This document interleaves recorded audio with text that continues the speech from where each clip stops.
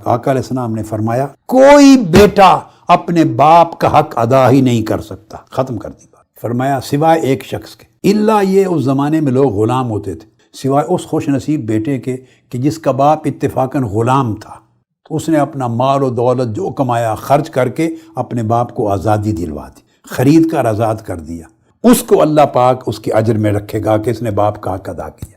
حضرت عمرو بن شعیب اپنے والد اور دادا کی روایت بیان کرتے ہیں کہ آقا علیہ السلام نے فرمایا اولاد کے لیے کسی شخص نے سوال کیا میرے والد کو مال کی ضرورت ہے، فرمایا انت و مالک لوالدک، تیرا مالک بھی تیرا باپ ہے اور تیرے مال کا مالک بھی تیرا باپ ہے، خرچ کرو، اس کا حق ہے۔ لہٰذا والدین پر، ماں باپ پر مال خرچ کرنے میں بخل کرنا بڑا گھٹیا فعل ہے۔ آقا علیہ السلام نے ارشاد فرمایا کہ والد جنت کا وسیع دروازہ ہوتا ہے، اگر والد کو راضی کرے، اس کے نقش قدم پر چلے، تعظیم کرے، تکریم کرے، محبت کی نگاہ سے تکے، ادب کرے، سیکھے، خوش کرے، کفالت کرے، تو اللہ پاک اسے جنت کے مین انٹرنس سے داخل فرمائے گا۔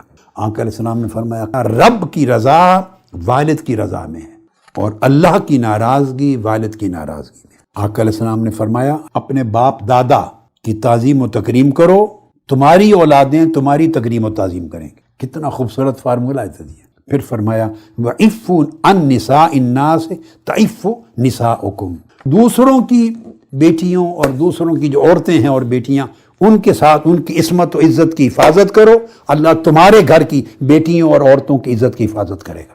جو آدمی درندہ بنتا ہے باہر کے لیے، اس کے گھر درندے آتے ہیں۔ ایک حدیث میں ہے، حضرت ابو ہریرہ رضی اللہ تعالیٰ عنہ روایت کرتے ہیں، آپ نے فرمایا ابصر رجلین، حضرت ابو ہریرہ رضی اللہ تعالیٰ عنہ نے دو آدمیوں کو دیکھا، ان میں سے ایک سے فرمایا ما ھذا منک، یہ تمہارا کیا لگتا ہے یہ شخص دوسرا؟ فقال ابی، تو انہوں نے کہا یہ میرے والد ہیں۔ اگر یہ تمہارے والد ہیں تو یاد رکھ لیں ان کے آداب میں سے یہ ہے، حقوق میں سے، کہ ان کا نام لے کر کبھی نہیں بلانا، اور چلو تو ان کے آگے نہیں قدم رکھنا، اور اگر کسی مجلس میں بیٹھیں تو ان سے آگے ہو کے نہیں بیٹھنا، ان کے پیچھے بیٹھنا، یہ آداب ہیں۔ علیہ السلام نے فرمایا کہ سب سے بڑے گناہوں میں سے کون سے ہیں؟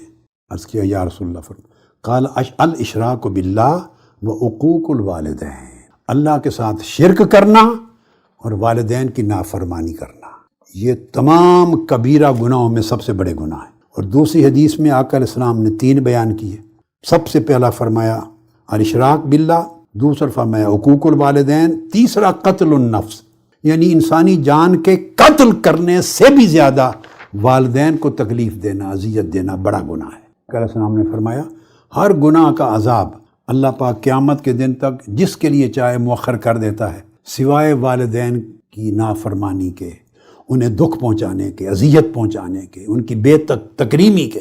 ان اللہ یعجلہ لصاحبہ فی الحیات قبل الممات، نافرمان اولاد کے مرنے سے پہلے اس کی نافرمانی اور والدین کی بے توقیری، بے تکریمی، بے عزتی کی سزا وہ اپنی زندگی میں پالے گا۔ اس کی اولاد اس کا گریبان پکڑے گی، اس کی اولاد اس کو گالی دے گی، اس کی اولاد اس کے لیے نافرمان ہوگی، اور اس کو وہی اذیت ملے گی مرنے سے پہلے جو اذیت اس نے اپنے والدین کو دی۔